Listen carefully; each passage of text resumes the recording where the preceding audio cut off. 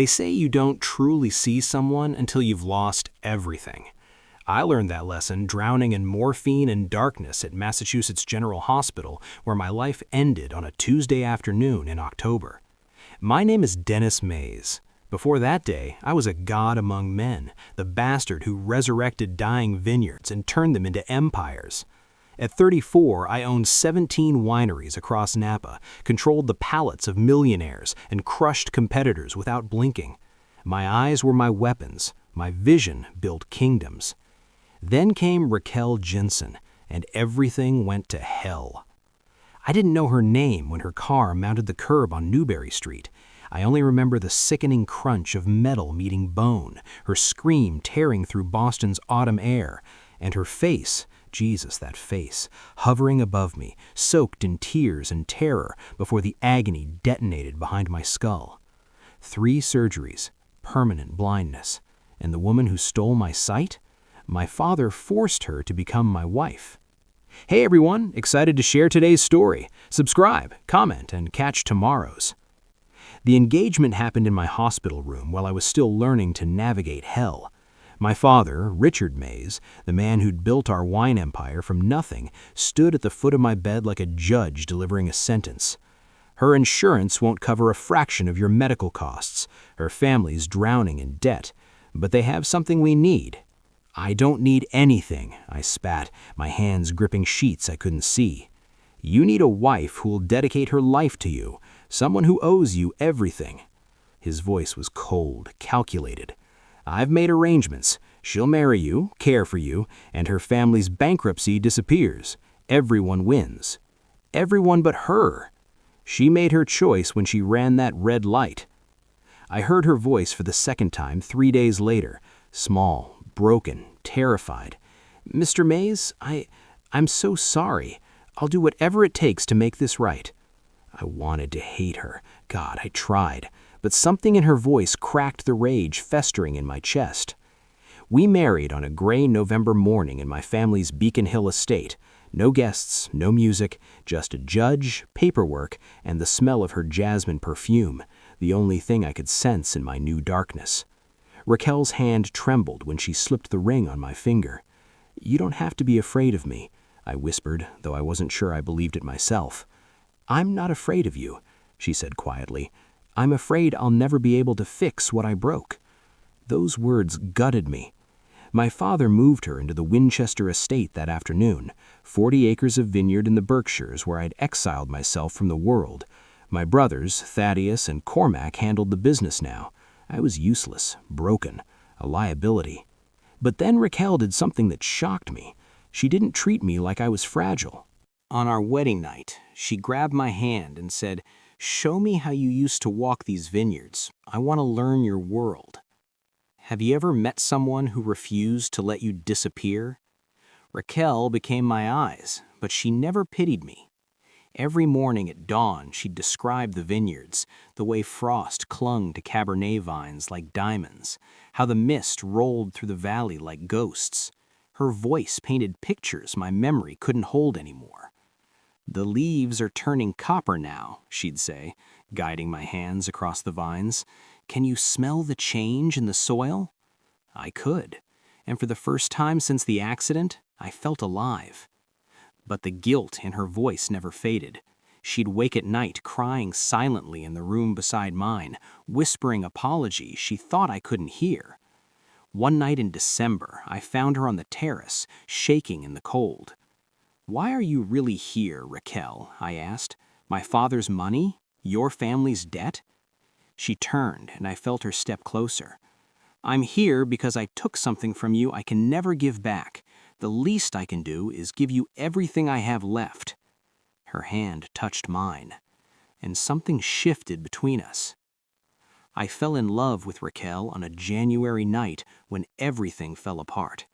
We were tasting wine in the cellar, her descriptions, my palate, when she broke down completely. "I lied to you, Dennis, about the accident." My blood ran cold. "What are you talking about?" "The brakes, they didn't fail. I wasn't texting." Her voice shattered. "I swerved to avoid hitting a child who ran into the street, a little girl chasing a ball.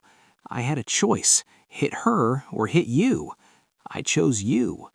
The air left my lungs. I've replayed that moment 1,000 times, she sobbed.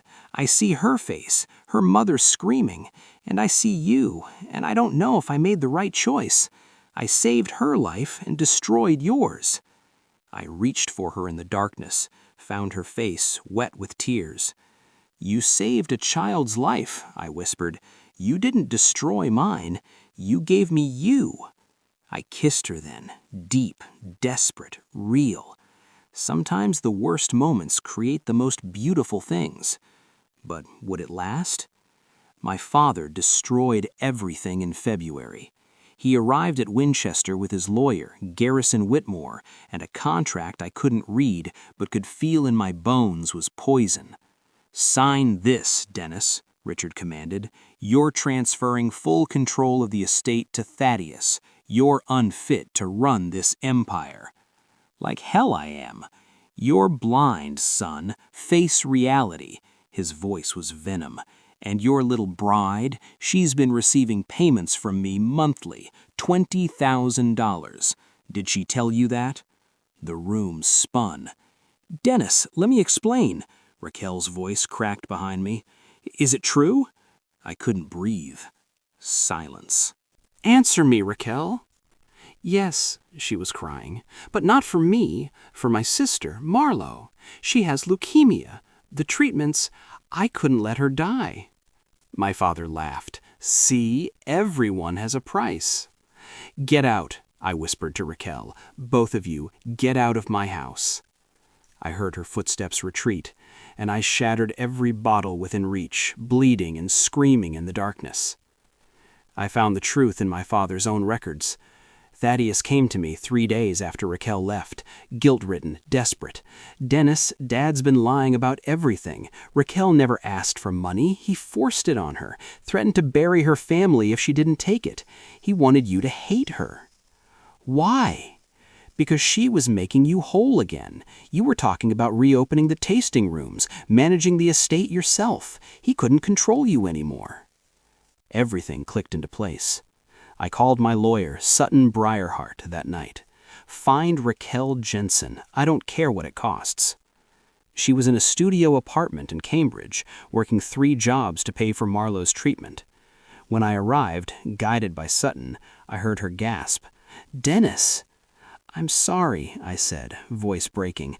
"I should have trusted you. I should have seen what he was doing." "You couldn't see anything," she whispered. "I see you now, Raquel, clearer than I ever saw anything with my eyes."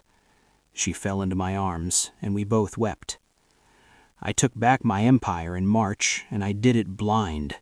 With Raquel beside me, I exposed my father's embezzlement, years of siphoning funds from the wineries into offshore accounts. Sutton built the case. Thaddeus testified. The board voted unanimously. Richard Mays was out. My father's final words to me were laced with bitterness. "You'll fail without me." "Maybe," I said, "but I'd rather fail with honor than succeed as a monster." Raquel and I restructured everything. She became my partner, not my caretaker, managing operations while I used my palate to create our finest vintages yet. We launched a new label, Second Sight Wines. Critics called it genius. I called it survival. And Marlo? Her treatments worked. Raquel brought her to Winchester that spring, and I heard the little girl laugh in the vineyards, pure, unfiltered joy. "Uncle Dennis," she called me. I'd never seen her face, but I loved her like my own. When you lose everything, you discover what truly matters. But could we sustain it? We renewed our vows on the vineyard 2 years later, this time by choice. Raquel's voice trembled as she spoke. "You taught me that darkness isn't the absence of light. It's where we learn to see what really matters." And I touched her face, memorizing every curve, every tear. "You gave me a life worth living, not because you fixed me, but because you loved me, broken and whole." Our daughter, Ivy, was born that December. When the nurses placed her in my arms, Raquel described her. "She has your stubborn jaw and my wild hair. And Dennis, she has the most beautiful eyes." I wept. Marlo is 13 now, cancer-free, running through these same vineyards with Ivy. Second Sight won international awards, and every bottle we produce carries a message. True vision comes from the heart.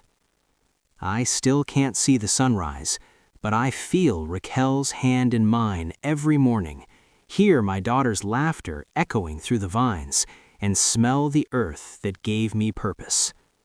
I lost my sight, but I found everything. Thank you so much for watching all the way to the end. I hope you enjoy the story. There are plenty more amazing stories coming your way, so don't stop here. Just click on the video showing on your screen and keep watching. I'll see you there.